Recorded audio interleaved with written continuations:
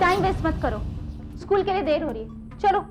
आपकी नाराजगी मेरे साथ है दीदी, लेकिन इस तरह से बच्चों को मुझसे दूर क्यों कर रही हैं? और वैसे भी मैं उन्हें तुमसे नहीं, बुराई से दूर करना चाहती हूँ। और आज की मेरी जितनी भी मीटिंग्स और अपॉइंटमेंट्स सब पोस्टपोन कर दो। Right sir. ओके, थैंक्स के। Bye sir. Bye, see you in the evening. थोड़ी देर में वो बॉम्बे रेस्टोरेंट पहुंच जाएगा।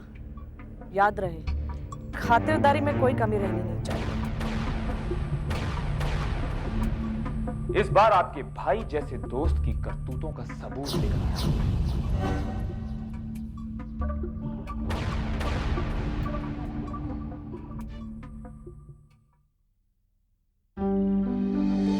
देखा है पहली बार करण की आंखों में प्यार।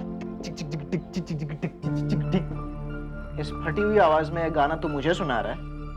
आवाज भले ही फटी हुई है, लेकिन सिचुएशन एकदम सही है मेरे दोस्त। एक बात तो है, उस लड़की में जरूर कोई बात है जिसने तेरे जैसे अंकल को बदल दिया। लेकिन अफसोस, तू तो कुछ करेगा नहीं। सोचता हूं मैं ही उसे प्रपोज कर दूं। और उसके बाद तेरी जो हालत होगी ना, उसको भी याद रखना। अगर दिन में ऐसे ही सपने देखता रहा ना, कुछ नहीं होने वाला।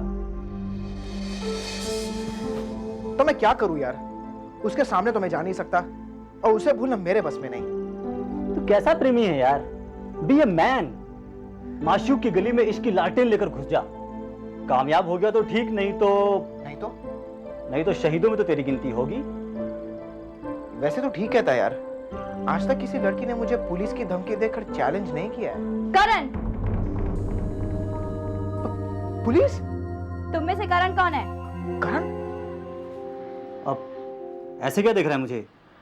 मैं करण? तो तुम करण हो। नहीं, मैं ये कहना चाहता हूँ कि मैं करण नहीं हूँ। तो फिर तुम करण हो। जी मैं ही हूँ करण, पर मैंने किया क्या है? लड़की का पीछा। लड़की का पीछा? नहीं इंस्पेक्टर साहब, आपको कुछ गलतफहमी हुई है। मुझे कोई गलतफहमी नहीं हुई है, मैं पूरी इंफॉर्मेशन रखता हूँ। तुमने एक लड़की का पीछा किया है। मैं ऐसे मामलों में बहुत सख्त हूँ, समझे? अंदर कर दूंगा, समझे? आप मेरी बात तो सुनिए इंस्पेक्टर साहब, हमने उस लड़की का पीछा नहीं किया, बल्कि उस लड़की ने हमारा पीछा किया और अब हमारे घर में बैठी है। उसे बाहर निकालने के बजाय आप मुझे ही अंदर करने की बात कर रहे हैं। बिल्कुल सही कह रहा है, ये ऐसा ही हुआ है। तुम चुप रहो आदित्य भैया। भैया? कौन हो तुम?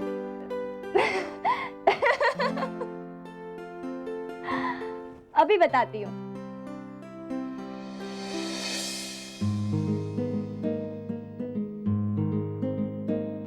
कीर्ति, तुम?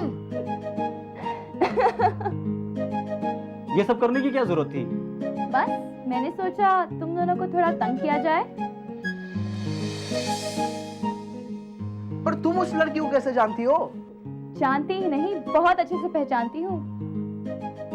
अंजलि,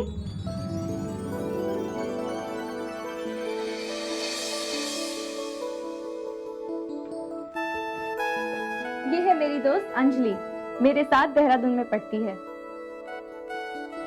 और इसके पेरेंट्स मुंबई में हैं।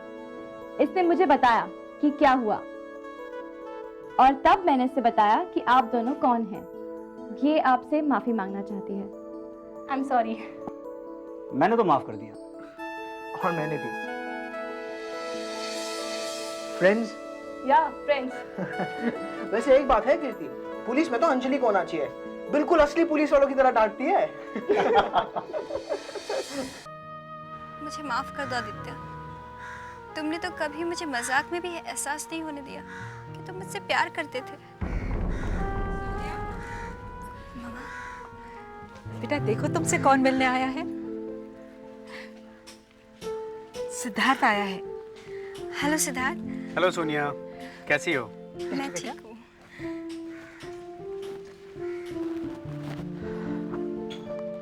ये क्या सोनिया, क्या पढ़ रही हो? सिद्धार्थ, मैंने तुम्हारी दी हुई सारी किताबें पढ़ ली। सच? चाहे तो मामा से पूछ लो, और मैं तो ब्रेल में अपनी किताब भी लिखना चाहती हूँ। बेटा एक बात पूछूं तुमसे?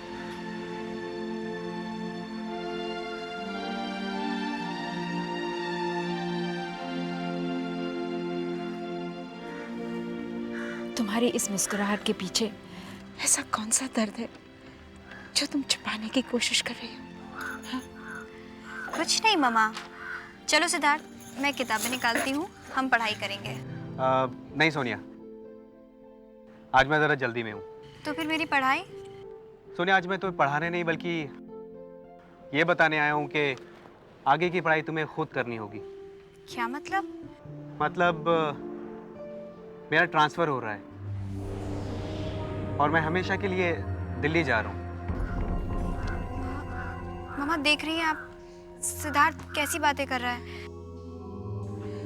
मेरा नौकरी चीज ही ऐसी है, आज यहाँ तो कल कहीं और।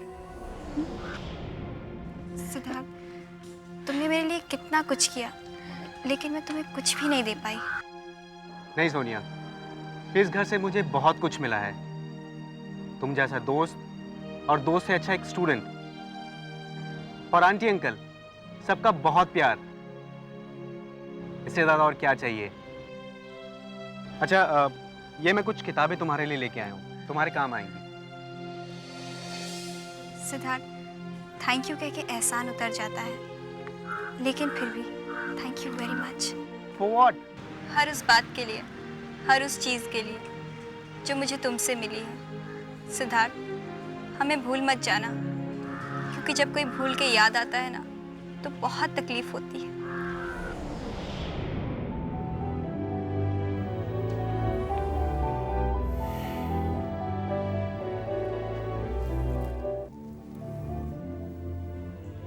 क्या हुआ? नींद नहीं आ रही है? कैसे नींद आएगी सदा? नींद तो सारी आलोक ने उड़ा दी है। आलोक भाई साहब के बारे में सोच के ज्यादा परेशान मत हुई है। अरे कैसे परेशान नहीं हूं? ये हरकत अगर किसी बाहर वाले ने की होती तो शायद दिल को इतनी तकलीफ ना पहुंचती, लेकिन आलोक को तो मैंने हमेशा अपने छोटे भाई जैसा माना है। बहुत विश्वास किया मैंने उसके ऊपर।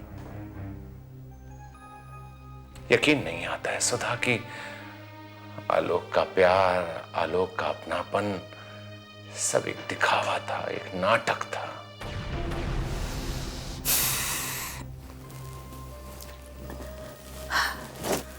कुछ लोगों की फितरत ही ऐसी होती है,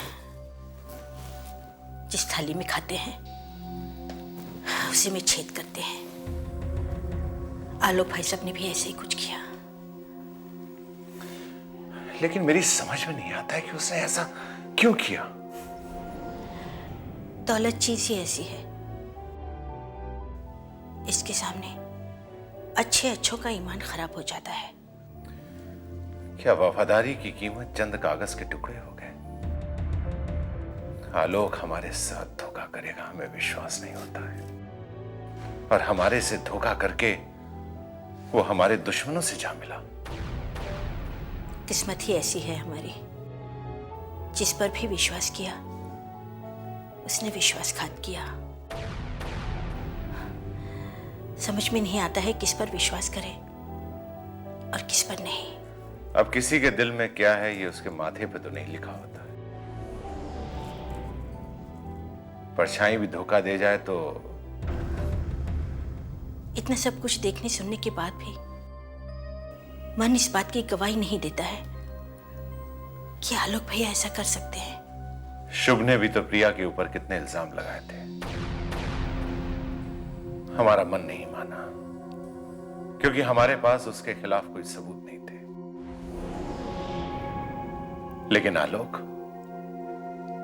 के खिलाफ तो हमारे पास इतने सारे सबूत हैं। अब इसमें विश्वास ना करने वाली कौन सी वजह है? कुछ भी हो, आलोक भैया का इंदर भैया से मिल जाना दिमाग में कई सवाल खड़े कर रहा है। जिस पर विश्वास किया उसी ने धोखा दिया।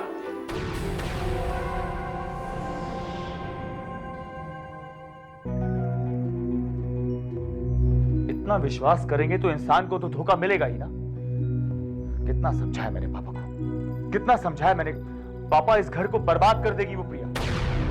पापा है कि उनको हर बात का सबूत चाहिए, सबूत। आज जब ये घर बर्बाद हो रहा है तो भी मम्मी पापा मेरी इस बात को मानने को तैयार नहीं है कि सबके पीछे उस प्रिया का हाथ है। शुभ, कभी कभी इंसान पापा जी की तरह धर्म संकट में फंस जाता है। आखिर प्रिया की तरह आलोक अंकल भी तो अपने ही थे ना। कभी कभी सबूत होने पर भी विश्वास करना आसान नहीं होता।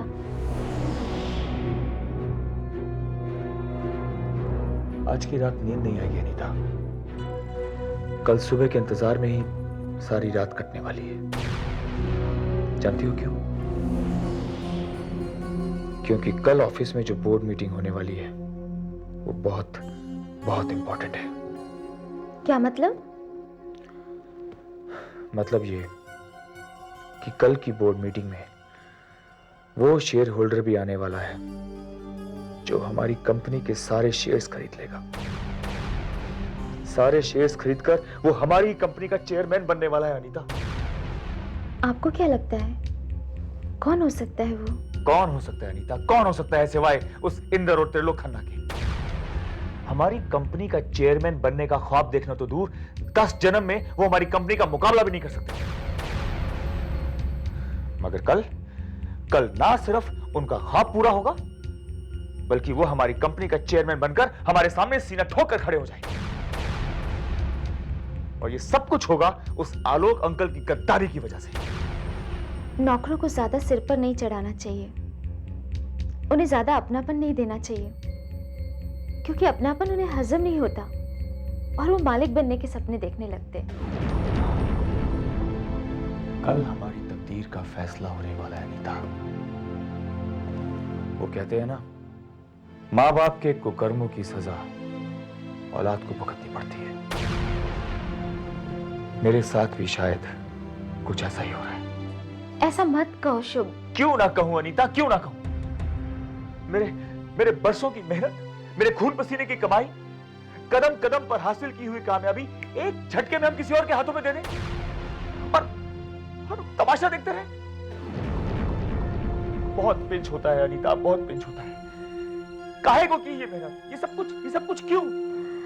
मेहनत तो पापा जी भी कितनी करते हैं। शुभ, हमारी लड़ाई इस घर में प्रिया से है। तुम प्लीज बाकी सब लोगों को एक तराजू में उसके साथ मत तौलो। बाकी सब लोग ऐसे नहीं है शुभ। वो तो प्रिया ने घर का माहौल कुछ ऐसा बना रखा है कि कोई हम पर भरोसा ही नहीं करता। तुम शांत हो जाओ, जो होगा देखा जाएगा। रात बहुत हो गई शुभ, अब आप सो जाइए। ओके अनीता, तुम सो जाओ। मुझे तो रात भर फिक्र में नींद नहीं आएगी।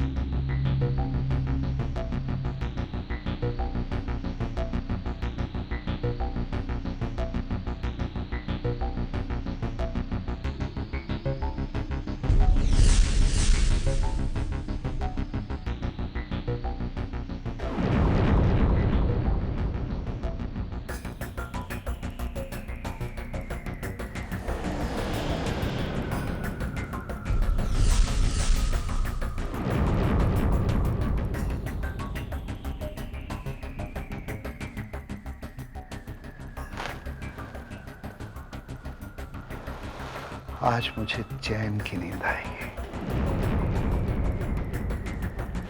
Thank you doctor.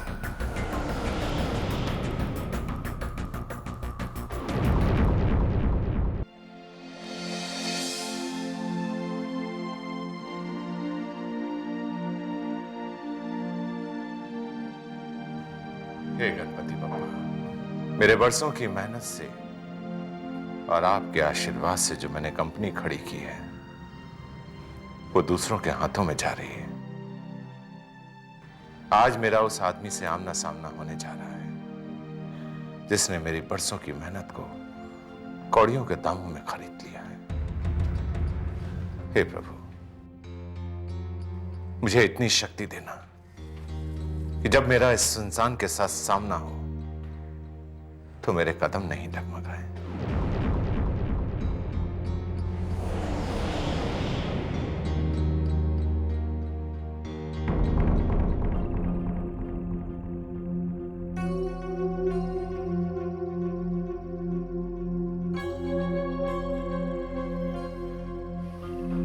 हे भगवान,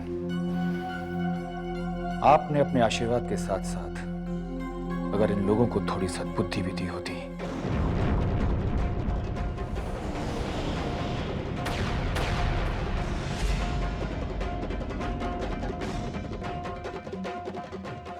तो आज हमारे घर की वो हालत ना होती जो है।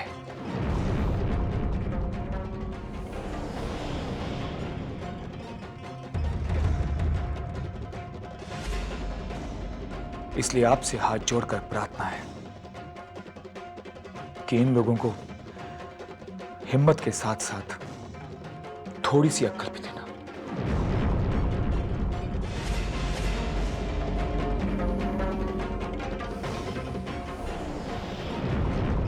भगवान, मैं भी इस घर की जिम्मेदारी से मुक्त होना चाहती हूँ। आज से मैं इस घर की जिम्मेदारी अपनी बहू प्रिया को देती हूँ।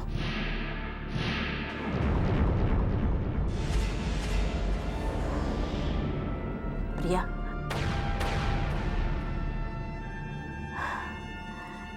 बेटे, तुम्हारे कंधे पे मैं और भी भार डाल रही हूँ। आज से इस घर की जिम्मेदारियां मैं तुम्हें सौंप रही हूँ।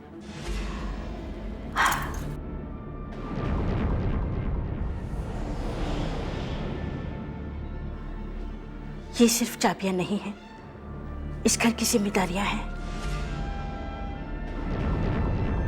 इस जिम्मेदारी को निभाने में कभी कोई समझौता मत करना बेटा।